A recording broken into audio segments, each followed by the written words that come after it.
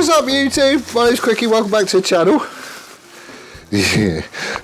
I know it doesn't look it, but I'm actually having a tidy up. I know you can't tell, but I am. So what's going on? Well, this is like the midweek update that's actually going to be coming out at the weekend, because I've been rubbish again. I've just been flat out recently. More of that in a minute. But yeah, this is the midweek update. So basically this is the easiest way I've got to confirm all these people that's going to be popping up in the right hand and the sort of side of the screen. They're the fellas that are all chipping in to support ASBO, and one of them's going to win it. And this is just the easiest way for me to confirm that yes, I've seen it, yes, your name's going in the hat, and yes, you do stand a chance of winning the bike once I've got him all done. So that's part of the reason for doing this, and the other part is just to have a bit of a yap and tell you what's happening and what's going on. So I know it doesn't look it, but I'm actually having a tidy up and a little bit of a shuffle. What I'm going to do, I think, is pick a day a week, and I'm just going to go through the shop from one end to the other and just try and get stuff sorted. Because at the minute, some stuff just ain't working for me. Some stuff is a proper pain. And it all needs to basically get sorted before the engine comes out of ASBO. So what I'm doing at the minute, up this end, both the boys need a serious clean up because they've been busy recently. Stuff that you haven't seen. Just doing some jobs for some mates and stuff really. But the problem that I've got is when I'm working on them, all my tooling isn't very easy to get to. It's all shoved right in the corner.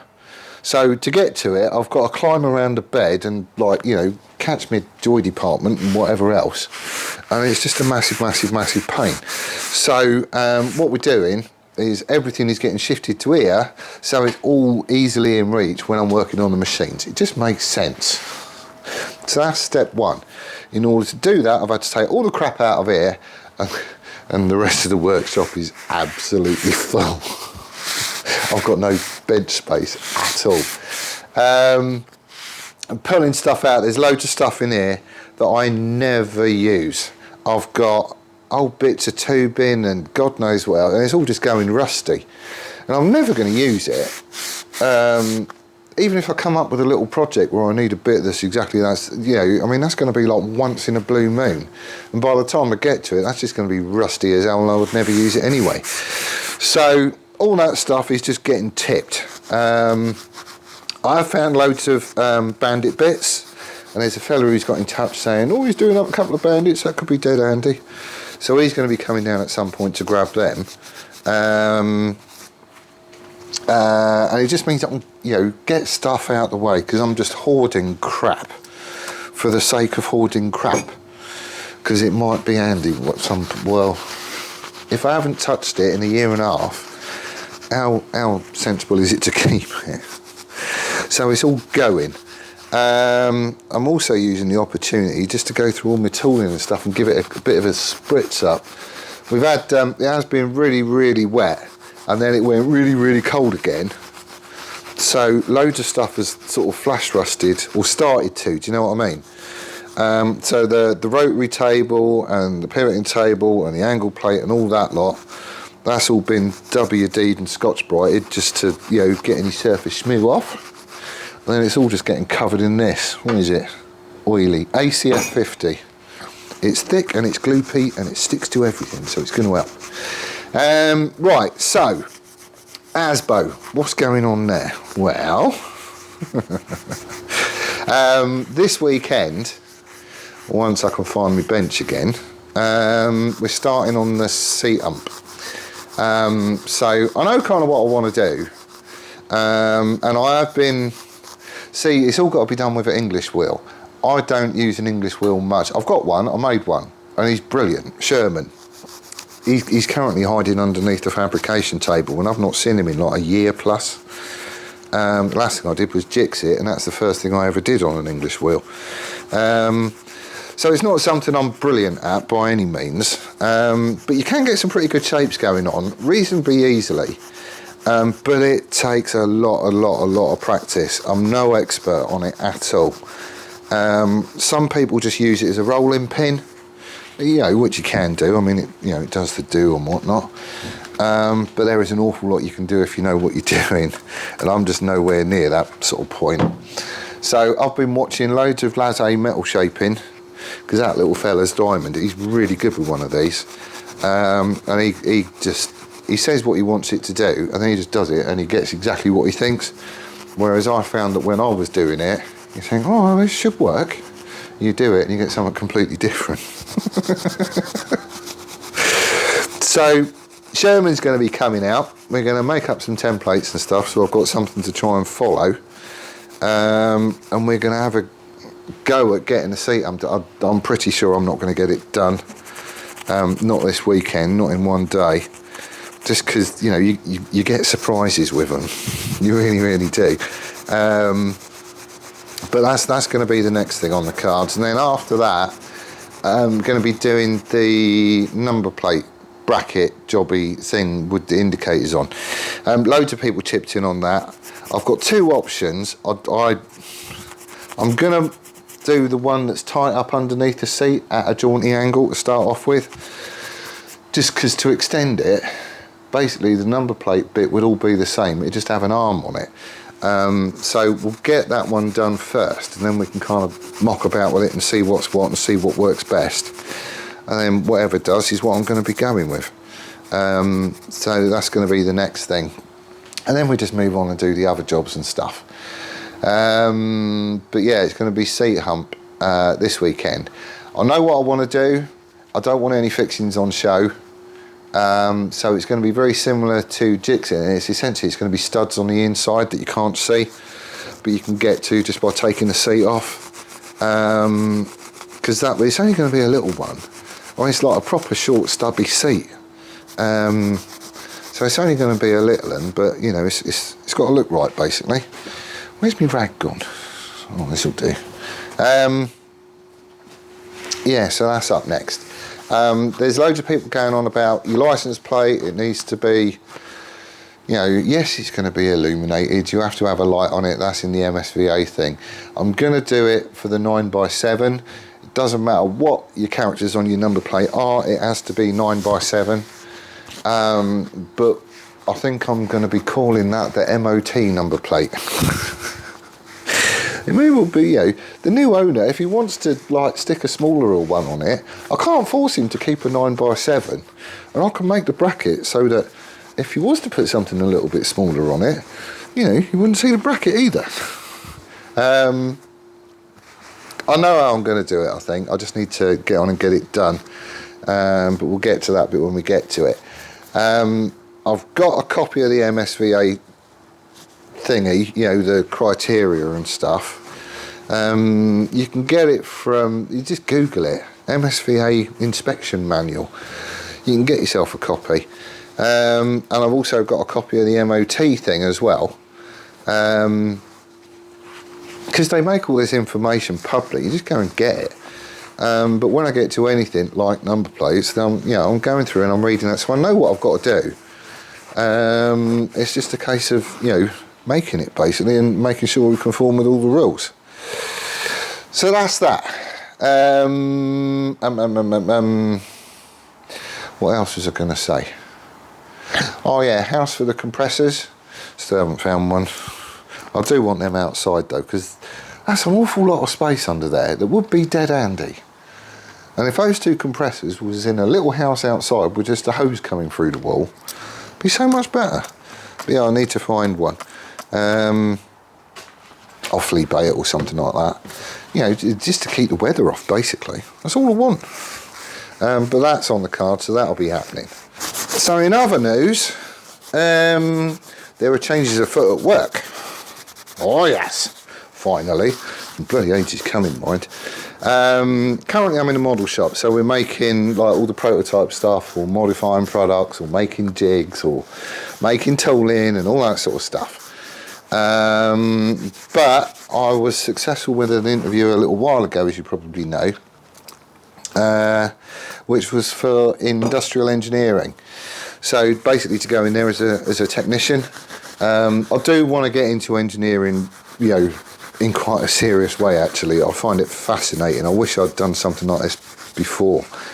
But the boss came to find me yesterday, and apparently next week is going to be my last week in the model shop, because then I'm moving over to IE, which is going to be mint. Like I say, I'm going in as a technician, so pretty much everybody's oppo, I think, and you're not going to know what you're doing from one day to the next. So it could be, I don't know, sticking up handrails and light guards and stuff like that one day, and the next day you could be helping to install £500,000 worth of CNC brake press.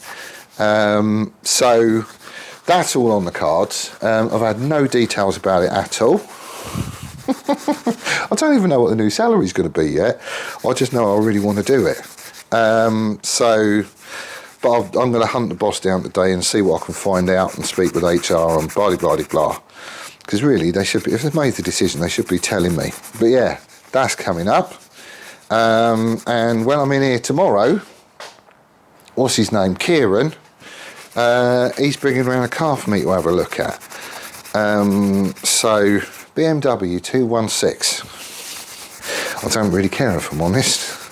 I didn't want a Ford. I didn't want anything French, because, reasons. Things break down all the time, don't they? So I was looking for something either German or Japanese, just because, reliability basically. I don't care what it is at all. Couldn't give a monkey's. It's just got to be reliable. And I know there's going to be people going, I used to have a 216, it was a bag of rubbish. I said, well, yeah, could well have been. I know the one I'm getting, if I do get it, has got a dent in the door. But again, I don't care. It just gets me mobile.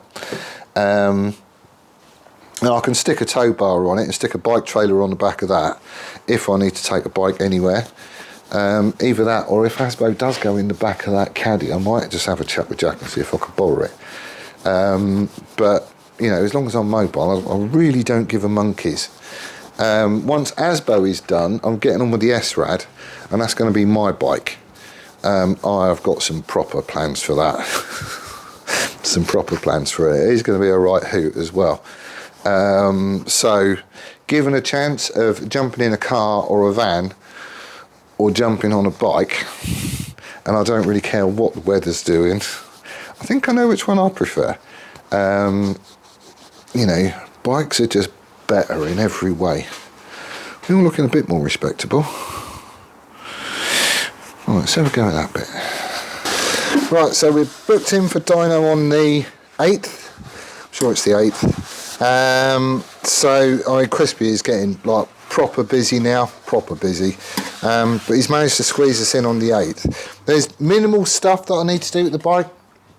There's just because I moved the battery tray, the battery housing thing. I've got a couple of wires to extend, which is nothing really.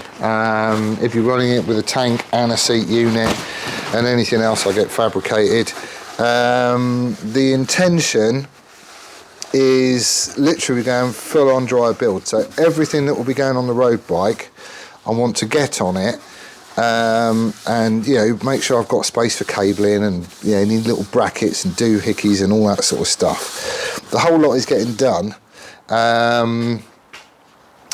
before anything gets painted or anything goes for finishing or anything like that. It's literally going to be a not painted but fully assembled bike. Bearings and stuff, don't really care. That will happen when it's time for the rebuild with all the fresh parts and whatnot. So one of the things that I'm still undecided about this. One of the things that I really, really, really wanted to do is to put the bike around a racetrack, just so I can lean on it and see what it does and all that sort of stuff. And certainly it would be done and finished and all good and ready and all that sort of stuff to put around a racetrack and lean on it. The trouble is, I don't think we're going to get away with noise. The exhaust that's on it at the minute, well, the quietest I've had it running is 105.1 decibels or something like that. The limit on most UK tracks is about the 102 mark.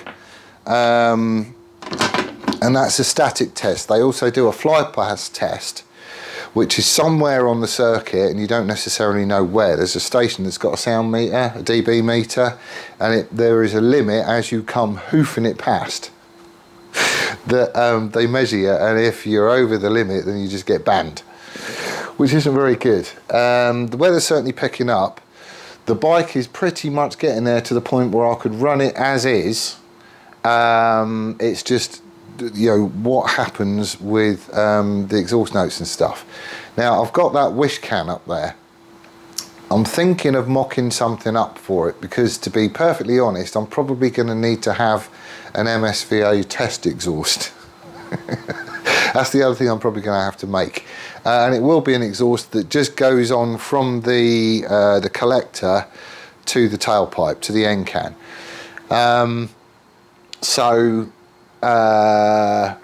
If I make one of them up, then I can get it to come in under the 102, which I need to get it down to 99 anyway, so I've got to make some sort of, I mean, that little wish can, it's a short stubby one, so it is quite loud. I think what I'm going to be looking out for is just a crappy, don't care what it looks like, longer a can that just shuts it up a bit. So I can make up another link pipe that I can fit to the bike, and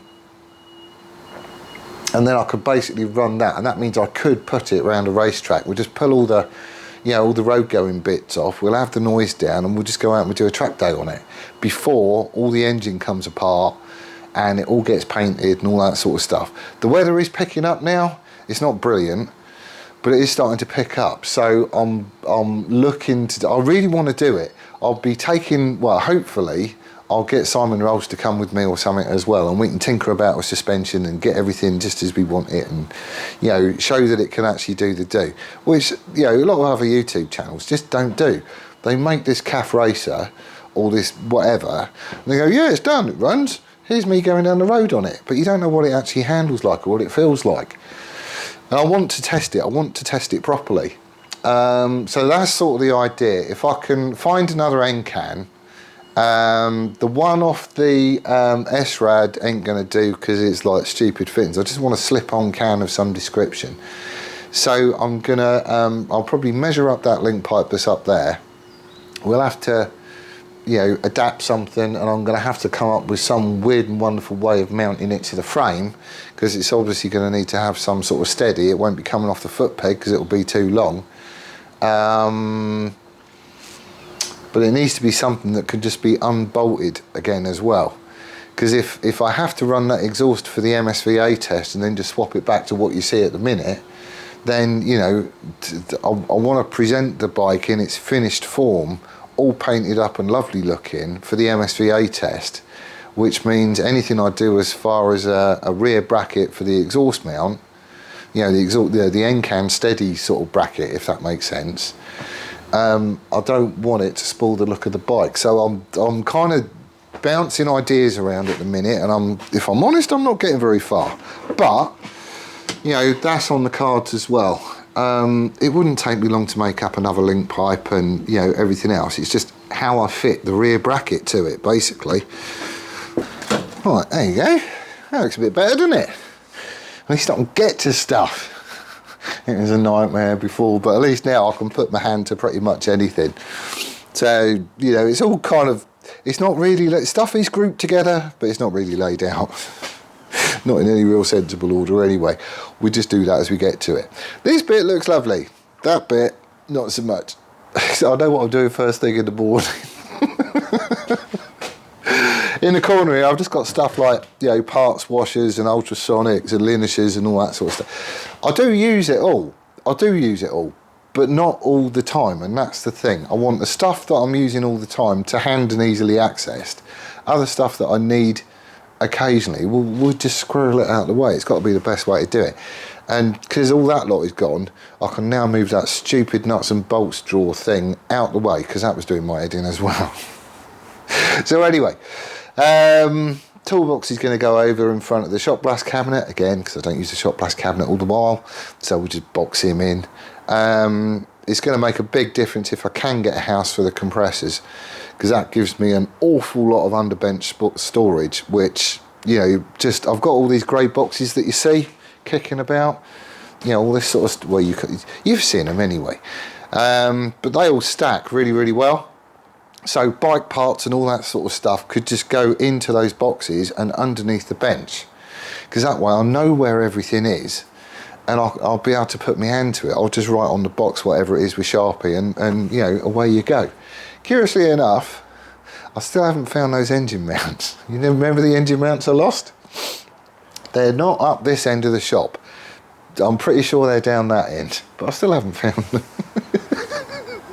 But anyway, that's it for this one. It's just a real quick update, just to thank all these people up here for chipping in. Your name is definitely going in the hat. You know, if you've put in more than once, then your name's going in the hat more than once. If you want, you know, stand a chance of getting the bike, all the details are in the description. So go have a look down there. I'm not going to bore you all and explain it again and blah, blah, blah, blah. It's all down there if you want to chip in and get involved. But thank you ever so much for doing so. It really is cool. One of those people is going to be very, very happy, I'm sure, when the bike's all done and dusted and finished. But that's where I'm going to leave it for this one. Thank you ever so much for watching. I do hope you're staying safe, and we'll see you in the next one. Laters!